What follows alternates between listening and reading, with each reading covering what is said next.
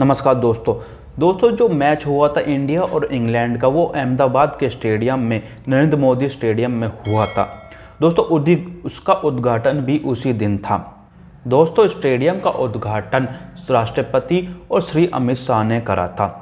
दोस्तों ये बताया जा रहा है कि जो स्टेडियम क्रिकेट स्टेडियम है वो पूरे विश्व में पहले नंबर पर है, जो सबसे बड़ा है। और दूसरा ये बताया जा रहा है जो स्टेडियम बनाया गया था इसका नाम इसलिए नरेंद्र मोदी पर रखा गया था क्योंकि ये नरेंद्र मोदी का बहुत बड़ा सपना था। और दूसरी बात यह है कि पहले ही जो स्टेडियम का नाम था सरदार पटेल के नाम पर था, जिसे हटाकर नरेंद्र मोदी स्टेडियम पर रखा गया था।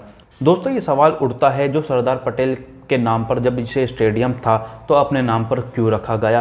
और दूसरा ये सवाल है कि जो स्टेडियम है ये खेल का स्टेडियम है या तो किसी जिसने बहुत ज़्यादा सेंचुरी बनाई हो, जो बहुत ज़्यादा नाम करा हो अपने देश का, उसके नाम पर रखा जाना चाहिए था, ना कि इन राजनेता के नाम पर रखा जाना चाहिए, सरकार पर रखा जाना चाहिए। पहले भी कांग्रेस यही करती थी कि जो भी चीज़ बनाती थी अपने नाम पर करती थी। मायावती अपना जो स्टैचू बना है वो भी खुद ही बनाया उसने जीवित होके। दोस्तों जो खेलों की चीज़ होती है वो किसी अन्य व्यक्ति पर नहीं रखा जाना चाहिए, ठीक है।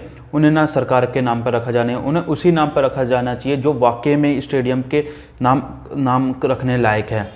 दोस्तों अगर स्टेडियम का नाम किसी चंद्रशेखर आज़ाद पे या फिर भगत सिंह पे या फिर और किसी पे रखा जाता है या किसी खेल जिसने सबसे ज़्यादा जीता हो, जिसने सबसे ज़्यादा देश का नाम रखा हो, उस खिलाड़ी के नाम पर रखा जाना चाहिए था, ऐसा मेरा मानना है। और बहुत से लोगों का भी ऐसा मानना है। पर नहीं, इन सरकार को अपनी नाम कराना होता, अपने जीत नाम कराना होता है। ये सोचते हैं कि मेरे मारे पीछे क्या मेरा नाम ना रखा जाए, दुनिया मुझको याद ना रखेगी, दुनिया मुझको भूल जाएगी, इसलिए मैं पहले ही ऐसा कर जाता हूँ दुनिया मुझको याद रखे, इसलिए इसने ये स्टेडियम बनाया है। दोस्तों आपको क्या लगता है कि स्टेडियम किसके नाम पर रखा जाना चाहिए था, मुझे कमेंट करके बताएं। वीडियो को लाइक कर दे और शेयर करना ना भूले। धन्यवाद दोस्तों।